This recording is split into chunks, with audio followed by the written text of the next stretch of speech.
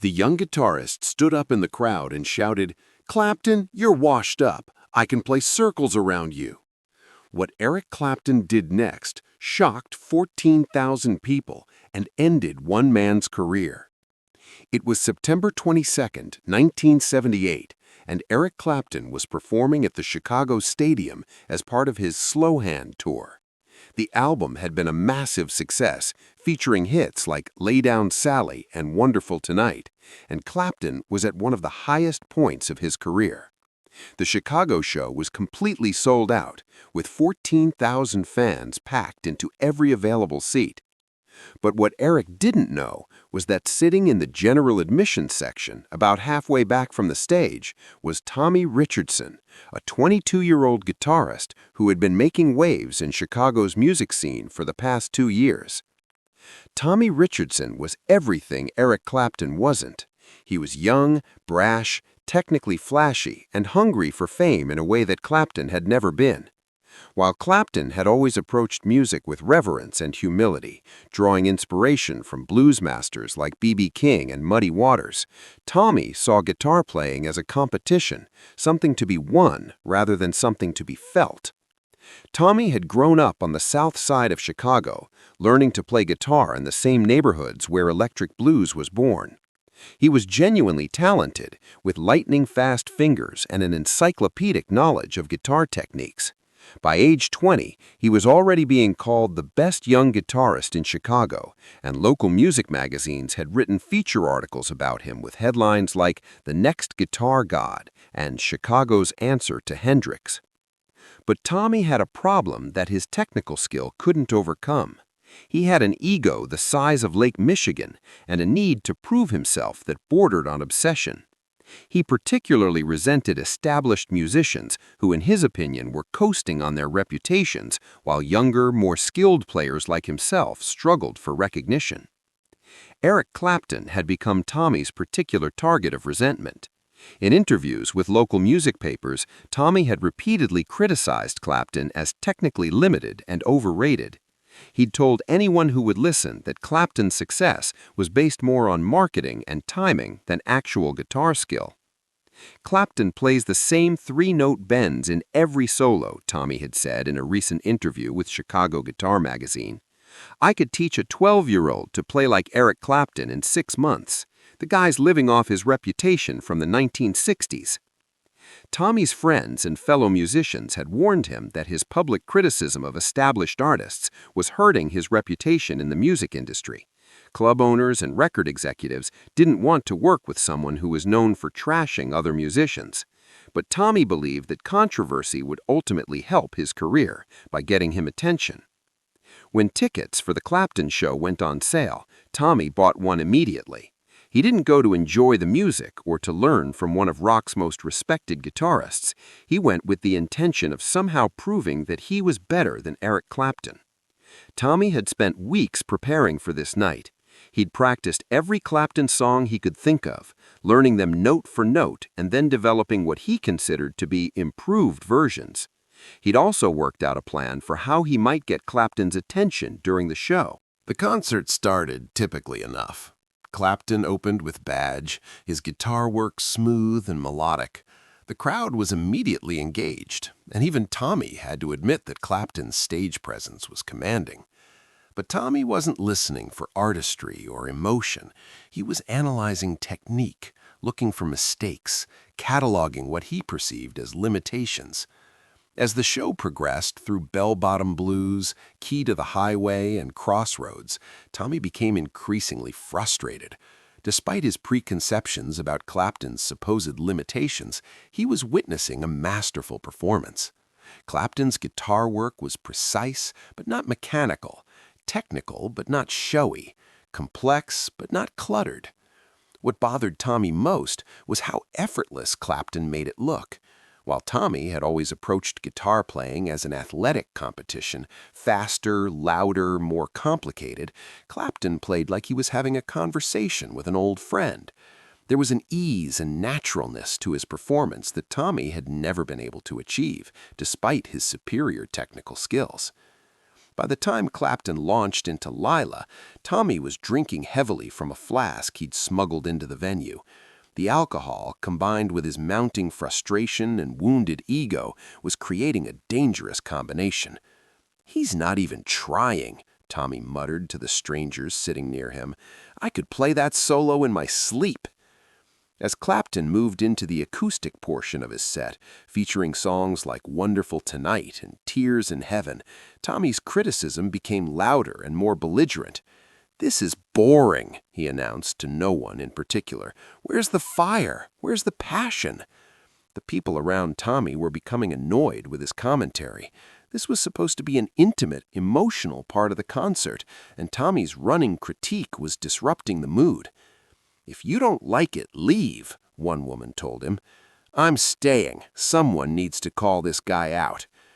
The situation came to a head during Clapton's performance of While My Guitar Gently Weeps, the George Harrison song that Clapton had played on the original Beatles recording.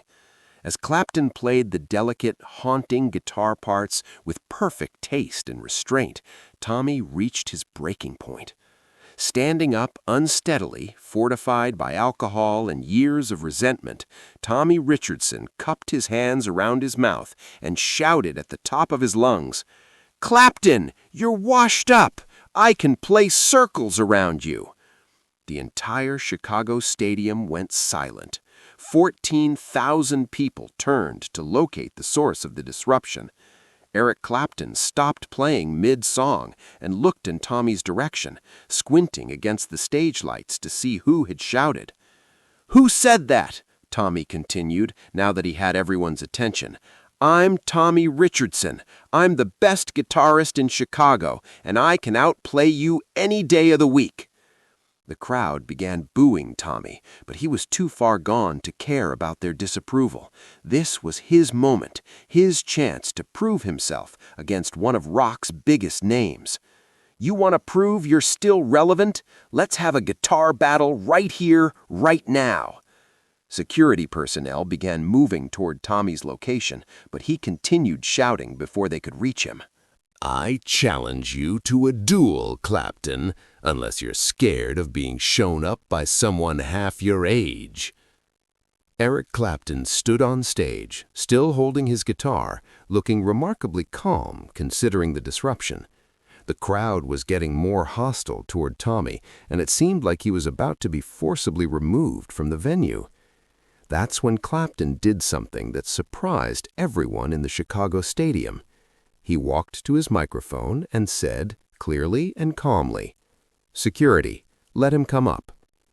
The arena erupted in shocked murmurs. Nobody had expected Clapton to actually accept the challenge. Tommy himself seemed momentarily stunned, as if he hadn't really expected his provocation to work. "Come on up, son," Clapton said, addressing Tommy directly. "Let's see what you've got." Security personnel, confused but following Clapton's instructions, escorted Tommy to the stage. As he walked through the crowd and up the stairs to the performance area, Tommy tried to project confidence, but the reality of the situation was beginning to sink in. He was about to play guitar in front of 14,000 people, going head-to-head with one of rock music's most respected musicians. When Tommy reached the stage, Clapton walked over to greet him. Up close, Tommy was struck by how calm and friendly Clapton seemed. There was no anger in his eyes, no sense of being threatened or offended. If anything, Clapton looked amused. "What's your name, son?" Clapton asked. "Tommy Richardson," Tommy replied, his voice not as strong as it had been when he was shouting from the crowd. "Nice to meet you, Tommy," Clapton said, shaking his hand. "I understand you think you can play guitar better than me." Tommy, emboldened by Clapton's apparent friendliness, regained some of his bravado. "That's right. I've been listening to your stuff for years, and I know I can do it better." "Well then, let's find out." A roadie brought out another guitar, a Fender Stratocaster similar to Clapton's, and handed it to Tommy. As Tommy strapped on the instrument, he felt the weight of 14,000 pairs of eyes watching his every move. "What would you like to play?" Clapton asked. "Layla," Tommy replied without hesitation. It was Clapton's most famous song, and Tommy had practiced it obsessively. "All right," Clapton said. "You lead, I'll follow." Tommy launched into the opening riff of Layla with aggressive intensity. His technique was flawless, every note perfectly articulated, every bend precisely executed.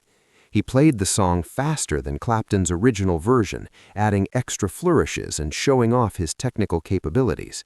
When he finished the main riff, Tommy looked at Clapton expectantly, waiting to see how the master would respond. Clapton began playing the same riff, but his approach was completely different. Where Tommy had played with mechanical precision, Clapton played with soul. Where Tommy had focused on speed and accuracy, Clapton focused on emotion and feel. His version was slower than Tommy's, but it carried more weight, more meaning. The crowd immediately recognized the difference. Tommy's version had been technically impressive, but Clapton's version made them feel something. But Tommy didn't understand what was happening. In his mind, faster and more complex always meant better. He couldn't comprehend why the crowd seemed to prefer Clapton's simpler approach. "My turn," Tommy announced, and launched into an extended solo that showcased every technique he'd ever learned. He played with lightning speed, incorporating sweep picking, tapping, complex harmonic progressions, and jazz fusion influences. It was a stunning display of technical virtuosity. When Tommy finished, there was polite applause, but nothing like the emotional response Clapton had received. Clapton smiled and said, "That was impressive, Tommy. Very impressive technique." Then Clapton began to play. But instead of trying to match Tommy's technical complexity, he did something completely unexpected. He played a simple, slow blues progression, something that any beginning guitarist could have managed from a technical standpoint. But the way Clapton played those simple notes was magical. Every bend conveyed emotion, every pause spoke volumes, every note seemed to come from someplace deep inside his soul. It wasn't about how many notes he could play or how fast he could play them. It was about the space between the notes, the feeling behind them, the story they told. As Clapton played, something remarkable happened in the Chicago Stadium. 14,000 people went completely silent, not because they were bored, but because they were captivated. The music was so beautiful, so emotionally honest, that it commanded total attention. Clapton stood on stage, still holding his guitar, beginning to understand that he had made a terrible mistake. All his technical skill, all his speed and precision meant nothing compared to what Clapton was expressing through those simple blues phrases. When Clapton finished, the applause was thunderous. But more than that, there was a sense of reverence in the audience. They had witnessed something special, something that transcended technical ability. Clapton walked over to Tommy and put his hand on the young man's shoulder. "Tommy," he said, speaking quietly but still close enough to the microphone that the audience could hear, "you're a very skilled guitarist. Your technique is excellent, maybe better than mine." Tommy looked confused. This wasn't the humiliation he had expected, but it wasn't the validation he had hoped for either. "But here's the thing about music," Clapton continued. "It's not about how many notes you can play or how fast you can play them.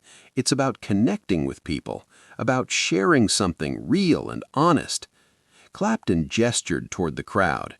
"These people didn't come here tonight to be impressed by technical ability. They came here to feel something. Music is about emotion, about truth, about touching something deep inside people's hearts." Tommy stood there, holding his guitar, beginning to understand the difference between playing music and making music. "You've got all the technical skills you need," Clapton told him, "but technique is just the language. What matters is what you have to say with that language." What happened next became legendary in Chicago's music scene. Instead of declaring himself the winner of the guitar battle, Eric Clapton did something unprecedented. "Tommy," he said, I want you to play with me for the rest of the show." The crowd was stunned. After being challenged and arguably proving his superiority, Clapton was inviting his challenger to share the stage. "But I want you to try something," Clapton continued. "Don't play to impress anyone. Don't worry about technique. Just play what you feel." For the remaining 45 minutes of the concert, Tommy Richardson played rhythm guitar while Eric Clapton led them through songs like Wonderful Tonight, Tears in Heaven, and Amazing Grace. But Tommy played differently than he ever had before. Instead of trying to show off, he focused on supporting the music, on contributing to the emotional impact of the songs. And something magical happened. For the first time in his life, Tommy understood what music was really about. It wasn't about competition or proving superiority. It was about collaboration, about creating something beautiful with other people, about touching hearts and souls. When the concert ended, the standing ovation lasted for 10 minutes. But the applause wasn't just for Clapton. It was for both musicians and for the lesson they had shared with everyone in the arena. As they walked off stage together, Clapton turned to Tommy and said, "You've got real potential, son, but you've got to decide what kind of musician you want to be. Do you want to be the fastest guitar player in Chicago, or do you want to be someone who moves people's souls?" Tommy Richardson never challenged another musician again. In fact, that night at the Chicago Stadium marked the end of his solo career and the beginning of his journey as a session musician and guitar teacher. He spent the next 40 years playing with other artists, supporting their visions instead of trying to overshadow them. Years later, Tommy would tell his students, "I once thought I was going to show up Eric Clapton. Instead, he showed me what it means to be a real musician. The night I tried to destroy his career, he saved mine." Tommy Richardson never became famous. His name isn't in the Rock and Roll Hall of Fame, and he never had hit records or sold-out arena tours. But he became something more valuable than famous. He became a musician who understood that the highest achievement in music isn't technical perfection, it's emotional truth. Eric Clapton turned what could have been a humiliating confrontation into a teaching moment, not just for Tommy Richardson, but for everyone who witnessed it. He proved that true mastery isn't about defeating your rivals, it's about elevating them. Sometimes the most powerful way to win a battle is to turn your opponent into an ally.